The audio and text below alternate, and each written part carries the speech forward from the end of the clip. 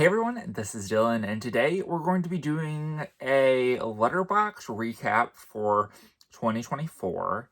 And I thought I would maybe come up with a couple goals that I have in regards to physical media, in regards to watching movies, and things like that for 2025. And I thought that I would share those with you guys. And don't worry, I will be posting, I still need to film them, but this will go out first. I will be posting my top 10 movies of 2024, my top 10 worst movies of 2024, the best discoveries of 2024, and most anticipated movies of 2024. At least I hope to. You have those to look forward to, as well as I have a bunch of banked videos that I filmed and then just never got around to editing and stuff that I will probably be posting for the next couple of weeks / months. I don't know how many videos I have, but I definitely want to start posting on this channel a lot more. We're almost at 600 subscribers, so that's really awesome. I'd ideally like to get to 1,000 to be able to monetize this channel. That would be great in coming up with some extra money to support my hobbies. So that would be really cool if we could do that this year. But those are a couple just general channel goals. So let's get into my Letterboxd, and then I'll end on some other type of goals that I have for just like movie watching, things like that. So let's start off with the Letterboxd 2024 stats. So I became a Letterboxd Pro member during the Black Friday when they went on 50% discount or something like that. So just looking in general, I had watched 135 movies. Of those 135 movies, I reviewed 89 of them, which a review could be anywhere from a paragraph to a word or two. So kind of depends on that. I made 7 lists. I had 85 likes, 1 comment, and of those 135 things that I logged on Letterboxd, it equates to 208.3 hours of the year were spent watching things. So that's pretty cool. Then we're going to scroll by that. So if you see the top 10 movies of 2024 list that I have on my Letterboxd, that's a little sneak peek at the video that I will be posting coming up. But let's get into my week breakdown of the movies that I watch per week. So I averaged 11.2 movies or things that I've logged per month. And that equates also to 2.6 per week. And so a lot of my stuff that I watched was earlier in the year, which makes a lot of sense. I was unemployed, so I had a lot more free time. And then towards the end of the year, I got a job, so that took up a lot of my free time. So I didn't get to watch as many. And then, I don't know, there was some portion of like the middle of the year where I just kind of felt burnt out. And I don't know if it was just my attention span was getting too short or what, but I just like couldn't physically watch movies. Like, I don't know, it was really weird. So that's why I have that little stretch in the middle where I didn't really watch a whole lot. So then the first film that I logged in 2024 was Society of the Snow. And then I did not make it to 150 or 200. So my diary milestones, my 50th movie that I watched was Pinata Survival Island, which I watched that to do a review of. So I posted the review for that movie on this channel, and I will put a little iCard up to it in case you're interested in watching that. That took place over Cinco de Mayo, so that's why I watched it then. And then my 100th movie that I watched was Alien Romulus. And then the last film that I watched was not really a film, but it kind of turned into a TV movie, so it was Aquaman, but it was the pilot for the Aquaman television series that was supposed to air in like 2005, but they ended up not picking it up as a series, so they just released the pilot. And then my most watched film of 2024 was Thanksgiving, which I watched twice. So I watched it all the way at the beginning of the year when it first went on Netflix. So I watched it for the first time then, and then I also rewatched it for Thanksgiving. And then it's not a surprise, probably to anybody, but I did watch the most horror movies, and then comedy came in second, which is interesting, but not out of the realm of possibility, I guess. And then we have drama, thriller, sci-fi, all of that kind of thing. So really kind of more of the moodier pieces, not necessarily things that are like super comedic, even though comedy is like my second highest. And then also, not surprising, most of my things were from the United States as well as in English, but I did have a couple interesting things in there, some Danish sprinkled in there, as well as some Portuguese and Swedish when it comes to languages. Then we have our themes and nano genres, which not quite sure what the nano genre is. And some of these I've been looking at, and I was like, and I click on it, and you can see what movies they're categorizing as these things. And I'm like, I don't know if I would count that. So my top theme was horror, the undead, and monster classics.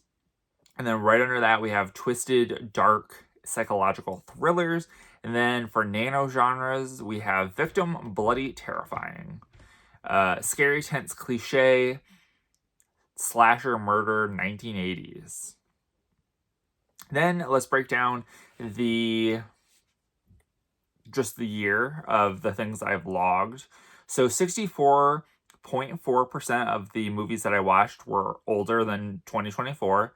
And then 35.6% of those were 2024 premieres. So of the 135 movies that I watched this year, 48 of them came out in 2024. And I only had 8.9% rewatches. Everything else was a first-time watch for me. And then I had 64.4% reviewed. And then we have my ratings, which my ratings are skewed, but it is a normal distribution. So they're just skewed a little bit more positively. If I've talked about this a couple times, but like if I like a movie, the baseline is like a 3. 3 is a movie that I would say I had issues with, but I would rewatch it again. And there were some things about it that I liked. Anything below a 3 is kind of getting into the territory of, I don't know if I would watch that again. And then on the flip side, anything above a 3 is things that I'm like actively liking and starting to like. 3 is just kind of like that baseline where maybe I liked it, maybe I didn't like it, but they kind of evened each other out. And so I added 177 movies to my watch list, and I watched 29 movies from my watch list. And then when we look at the cast, I watched the most films that had Hugh Jackman in it, which makes a lot of sense because I rewatched a bunch of I watched and rewatched a bunch of the X-Men films to get prepared for X-Men, or get prepared for a Deadpool and Wolverine.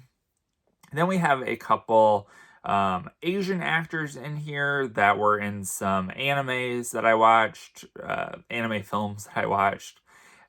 And then we also have like Rose McGowan and James Duval, as well as Roger L. Jackson, who was in Scream, but James Duval was from the Gregoraki films that I watched this year, as well as Rose McGowan in Scream and the Gregoraki films as well. And then my most watched director was Gregoraki with 3 films.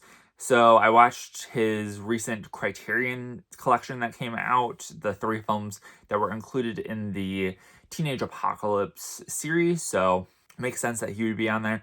We also have Yan Gonzalez, who I think that those films were from short films that I watched that he had done. And then we also have a couple of the Asian directors. We have Sam Wrench, Rennie Harlan, which he used to be big in the early 2000s and then kind of fell off. We have Bryan Singer, which not great, but he did do those X-Men movies, so I wanted to watch those. Then let's see if we have anything interesting in the crews and studios, which it doesn't really look like we have anything that's too out of the ordinary when it comes to most of these people you probably have never heard of. My most liked review was on a short film that I watched called Trade Center, about the a different thinking of what the World Trade Center was. And I'll kind of leave it there. The movie that I watched that had the highest average ratings from anyone on Letterboxd was the Taylor Swift The Eras Tour, and then the lowest average was The Uglies. And then the most popular, so the most people have watched it, Poor Things. And then the most obscure was a short film that I watched called Smear. And then I guess the newest thing that I have watched in 2024 was A Nonsense Christmas, which came out December 6th, and between then and the end of the year, I didn't watch anything else that had came out. So yeah, I did miss quite a few things, so keep that in mind. The oldest film that I watched was from 1933, and then the longest was The Monsters, the Lyle and Eric Menendez story, and then the shortest was a 2-minute short called The Front Room. And so then we have all the movies that I watched this year, all kind of laid out there.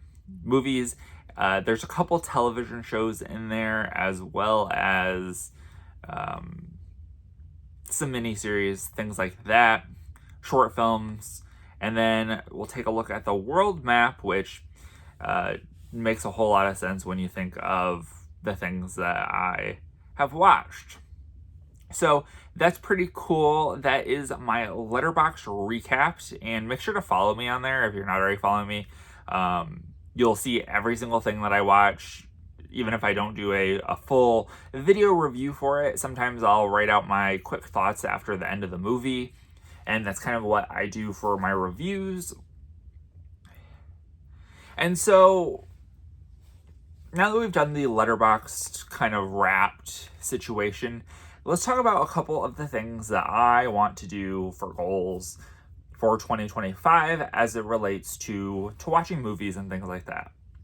So I definitely like to get my movie watching up. 135 movies is one of the lower that I've had in the past few years. So I'd like to get that up maybe to 150, maybe to 200. That might be pushing it, but you never know. And I'd also like to, I was thinking about this, I don't know a good number, but I would like to, in general, watch 50 to 75 movies from my collection that I've never seen before. And When you have a collection as large as mine, you buy things when they're on sale, you buy things when they're cheap, and then life happens and you don't get around to watching it, and then they just kind of build up. So I'd really like to start watching a lot more of the movies that I picked up, especially the things like stuff from Vinegar Syndrome, stuff from other boutique labels that I'm spending a lot of money on, but potentially I've never even seen, which is possible. So I definitely want to do that. And I don't know how possible it is, but it'd be kind of cool to watch a movie a day.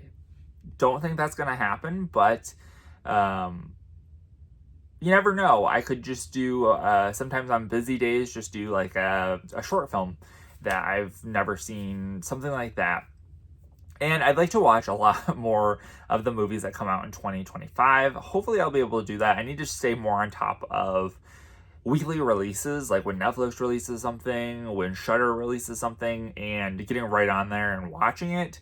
I'd also like to make a lot more videos for this channel. So, that's what I'm going to leave this kind of wrapped at.